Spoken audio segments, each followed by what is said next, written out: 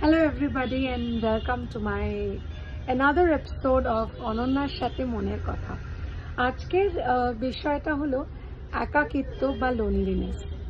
এটা কিন্তু একটা ভীষণ বড় ভাবার বিষয় যে মানুষ অনেকের সাথে থাকলেও কিন্তু অনেক সময় একাকিত্বে ভোগে। আবার অনেক সময় দেখা যায় যে মানুষ একা আছেন বলে একাকিত্বে ভোগেন। তো এখানে দু রকমের সিচুয়েশন হতে পারে। একরকম যারা একা থাকেন তাদের কথা আগে বলি। হয়তো বয়স্ক কোনো জেঠিমা বা বয়স্ক কোনো জেঠু তার সঙ্গী হারিয়েছেন, দীর্ঘ অনেক বছরের চলার পথ থমকে গিয়েছে এবং সেই সূত্রে তারা একা থাকেন। তাদের উদ্দেশ্যে বলবো, প্রথমেই আপনাদের প্রণাম জানাই এবং বলবো আপনারা সুস্থ থাকুন। তবে সুস্থ থাকাটা কিন্তু অ্যাবসলিউটলি জানেন তো নিজের ওপর নির্ভর করে। কেন আপনি একা থাকেন এটা যেমন সত্যি, তার সাথে সাথে এটাও সত্যি যে আপনি একমাত্র ব্যক্তি যে একাকিত্বটা কাটিয়ে উঠতে পারবেন। এবং কি করে পারবেন সেটা কিন্তু বুদ্ধি দিয়ে আপনাকেই ভাবতে হবে।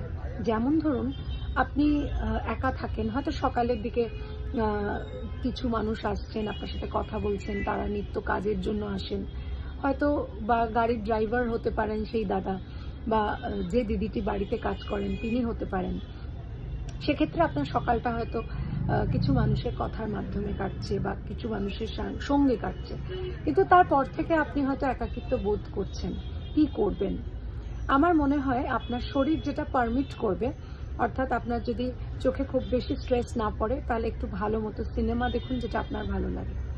যদি আপনার চোখে স্ট্রেস না পড়ে আর আপনি যদি গল্পের বই পড়তে ভালোবাসেন তাহলে গল্পের বই পড়ুন। বা সবচেয়ে ভালো তো মিউজিক থেরাপি। আমার মনে হয় একটু ভালো করে গান শুনুন, মনের মতো গান একটু টিউন ইন করুন। এখন তো স্মার্টফোন সবার হাতে, বা যদি পারেন একটা ছোট্ট রেডিওর মাধ্যমেও নিজের মনকে ভালো রাখা যায়।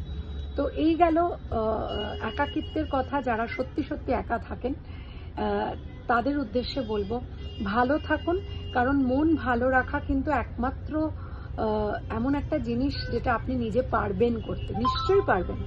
হয়তো এতগুলো দিন একসাথে ছিলেন, এখন আর আপনি সেই মানুষটির সাথে নেই, কিন্তু সেটা তো বিধাতার লিখন, আপনি তো কিছু করতে পারবেন না, তাই নয় কি? সেখানে নিজেকে ভালো রাখার চেষ্টা করুন, নিশ্চয়ই পারবেন। কারণ এই জগতে আমাদের এই জিনিসটা কিন্তু লেখা, যে কে কতদিন পৃথিবীতে থাকবে সেটা কিন্তু ঈশ্বর লিখে দেন, তাই নয় কি? তাই জন্য তার ওপরে তো আমরা গিয়ে কিছু করতে পারবো না। তাই আপনাদের উদ্দেশ্যে বলি, আপনারা ভালো থাকবেন, সুস্থ থাকুন এবং নিজেকে ভালো রাখার রসদটা একটু খুঁজে বার করুন। কারণ জীবন তো একটাই, চলে গেলে আর ফিরে আসে না। তাই ভালো থাকুন, এটুকুই বলবো। আর যারা অনেক মানুষের মধ্যে নিজেকে একা বোধ করো তাদেরকে বলবো মানুষের সাথে কথা বলে দেখো, মানুষের সাথে মিশে দেখো। কেন এক একটা মানুষ এক একটা চ্যাপ্টারের মতো, এক একটা বইয়ের চ্যাপ্টারের মতো, একদম different. There are so many kind of people on this earth, যেটা হয়তো আমরা জানিও না, বুঝিও না, শুধুমাত্র তাদের সাথে কথা বললে তবেই বুঝতে পারবো।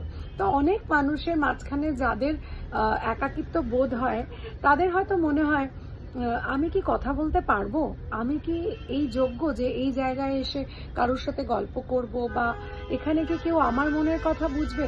বলেই দেখুন না, নিশ্চয়ই বুঝবে। কারণ সব মানুষ তো সমান হয় না। আপনার মনের মতো মানুষ ওই ভিড়ে আপনি নিশ্চয়ই একটা না একটা খুঁজে পাবেন।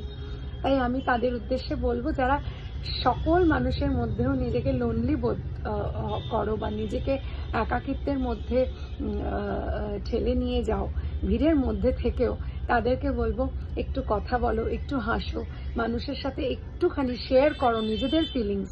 দেখবে নিশ্চয়ই কেউ না কেউ তোমার মনের মতো মানুষ আশেপাশে নিশ্চয়ই তাদেরকে খুঁজে পাবে। কেমন? ভালো থেকো, সুস্থ থেকো। আবার ফিরে আসবো আরো বিভিন্ন টপিক নিয়ে। যদি পারো কমেন্ট সেকশনে সাজেশন দিও প্লিজ, যে কেমন লাগছে আমার এই নতুন ইউটিউবের সেকশন মনের কথা, অনন্যার সাথে মনের কথা। আর যদি কোনো টপিক নিয়ে সাজেশন থাকে তাও বলবো, লিখে জানিও। ধন্যবাদ, ভালো থাকবেন। একাকিত্ব যেন খুব শীঘ্রই কাটিয়ে উঠতে পারেন, এটাই ঈশ্বরের কাছে কামনা করবেন। Thank you.